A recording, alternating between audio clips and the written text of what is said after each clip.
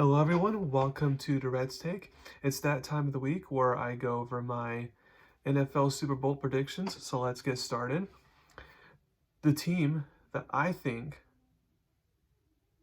that will win the Super Bowl this year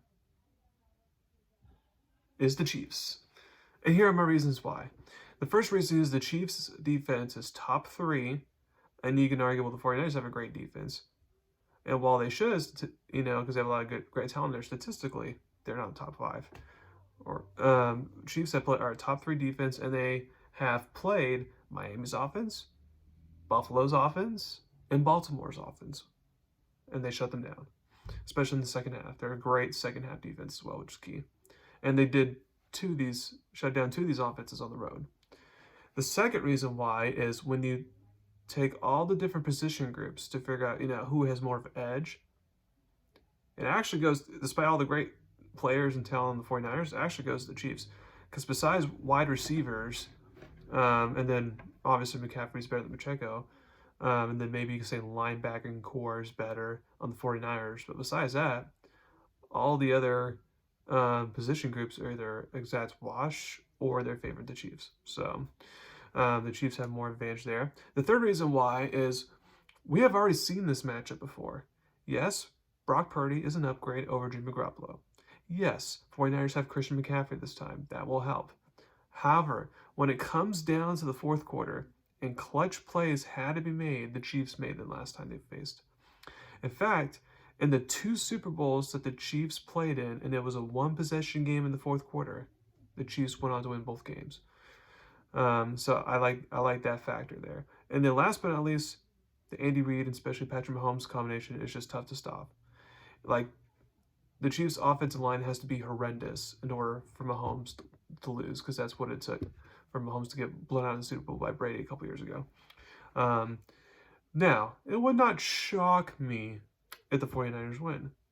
The Eagles with Nick Foles beat Tom Brady, so anything can happen in the Super Bowl. The 49ers are the favorites after all. And like I said, they have a lot of great talent on there.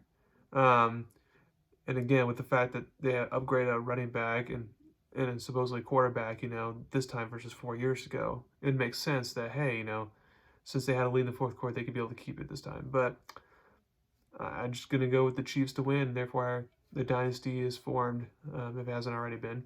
But I have this actually be, a lot of people think this might be a high-scoring game, like last year's Super Bowl was. I'm actually going to go a little lower scoring this time. I have the Chiefs win by 21-17. And now, don't forget the NBA trade deadline has now passed, so I want to go over who are my winners and losers of the trade deadline. Um, let's get started. So the way I classify loser and winner is not all the same. Like, some teams won in different ways, so make sure to take that into context as I'm reading off the winners here, and I'll explain why I did winners or losers for each one. Because I don't have all the teams as winners or losers. Some I just have as they didn't win nor lose. Now let's go with the losers first. So I want to say these two teams at the same time because they're basically in the same predicament, and that is the Bulls and the Hawks. They're both the 9 seed and 10 seed respectively in the East. Probably going to make the play-in tournament, and you can argue, oh, hey, we can try to fight our way up to get that 8th spot and be in the playoffs. But it's like, you're not going anywhere this postseason. If you're the Hawks, you're not getting out of the first round. You can't play defense for nothing. And then if you're the Bulls, Zach LaVine's out. So that's one star power out right there. But then again, you just don't have the firepower to win a playoff series. And you got old stars like DeRozan and Vucevic, his contract's not looking, good and all that. So, I mean, if I were both of them, especially the Bulls, but if I were, both of them, I would have just teared it down, start from scratch, go in the rebuild mode. Okay, another lose I have is Miami. They missed out on Damian Lillard, they missed out on Bradley Beal, during free agency and all that. and they just definitely need more firepower, especially when Jimmy Butler is out or with injury, or Rob or Hero's out with injury, or Adebayo's out. If one of those three players is out, then it becomes really thin as far as roster goes. Especially they already got rid of Colorado. Now they did make a trade a couple weeks ago for Terry Rozier, so they did do something, but I still feel like they need more depth in order to survive in the playoffs. So that's why I still have them as a loser.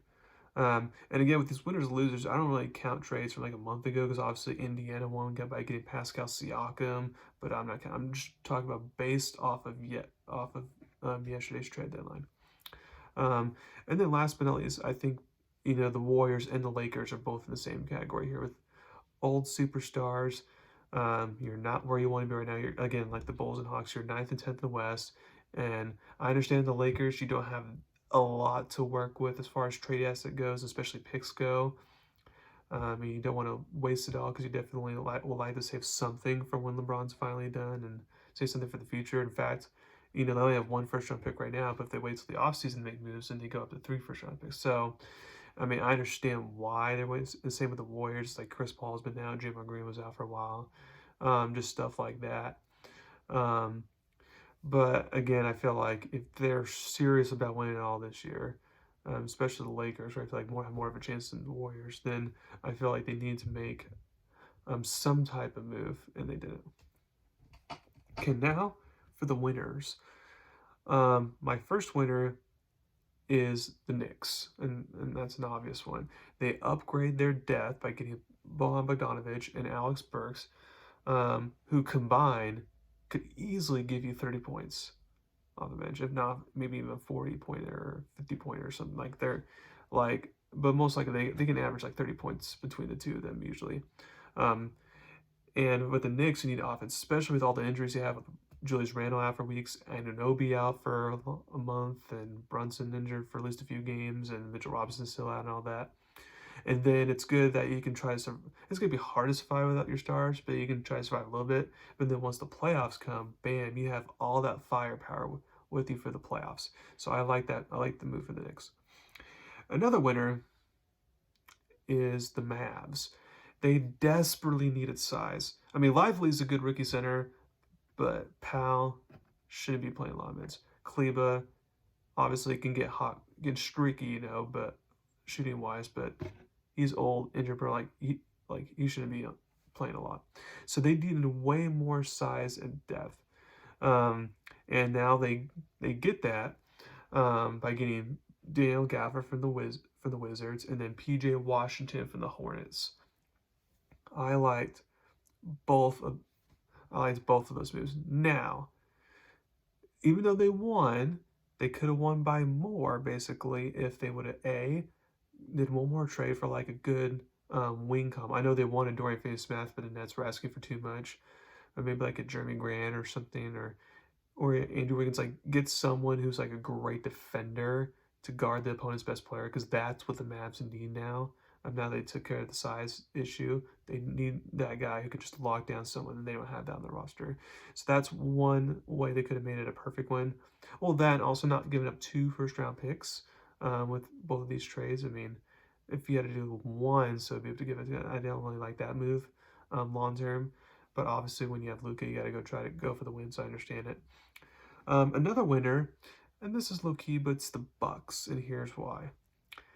The Bucks, for anyone who has seen, their defense is awful, and shockingly, even though Doc Rivers is there, it's still not fixed. It's not shockingly, but to get Pat Bev is going to help a lot. Now, of course, they're still not going to be elite defensively, but at least it could help a little bit. Pat Bev can at least go guard, hey, the best player on someone's team, take care of that, and that can definitely help in the long run there. I love that move for the Bucks. And another winner is the Thunder. I thought getting Gordon Hayward, a nice, savvy vet who can give you 15, 20 points a night, and again, just bring that postseason experience and presence to the Thunder, who's going to need it this year as one of the top seeds.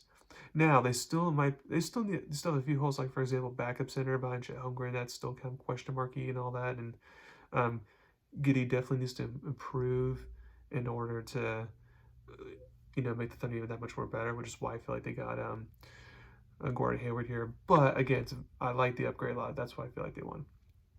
Another winner is the Suns. I feel like getting Royce O'Neal for them is huge because if you're the Suns, you need a defender, and that's what you get with Royce O'Neal. And he can, get hot from three as well, which doesn't hurt. I just like that move, and you didn't have to give up a lot for Royce O'Neal. You give up a lot of just bench warmers and second round picks, so that doesn't really matter. So I like the move there for the Suns. And then I like the Celtics as winners. Now, the moves they made weren't splashy, but they got Xavier Tillman from the Memphis Grizzlies. The Celtics desperately need backup center help because Horford is old, and then Porzingis plays better at the four. But even if he does play five, you have to worry about his injury history. Cornette is the other center they've been using. It's like, he is what it is. So I like getting Xavier Tillman there to get some production there. And then the other part of the Celtics trade is they traded for Jaden Springer from the 76ers, and he is one of those like lockdown defender guys. So you have Derek White who can play good defense. You have Jason Tatum, Jaylen Brown who both can play pretty good defense. But now you add another great defender, Springer. I like that move. And another winner is the Jazz in a way, because even though they had to give up Obachi, who has potential, a great athlete, and Kelly Olynyk, who's been a nice, great veteran for them, they were able to get a first-round pick out of that, which, again, Danny Ainge getting first-round picks is no surprise. That's pretty good there. And then last but not least, my last winner is the Charlotte Hornets. And you may be saying, well, why are they winners? They gave up Brazier a while back, and now they just gave up P.J. Washington. They just gave up Gordon Hayward. But it's because of the compensation they were able to get. They were able to get, Trey Mann, who's a good backup point guard. They got Grant Williams, who is hot and cold, but when he's hot, then he's a valuable asset to have. Seth Curry, a nice, good veteran there. Same with Bertans. But also, the more important part, you got 2 second-round picks, but you also got first-round picks as well. And since you're rebuilding, if you're Charlotte, you need all those first-round picks that you can get.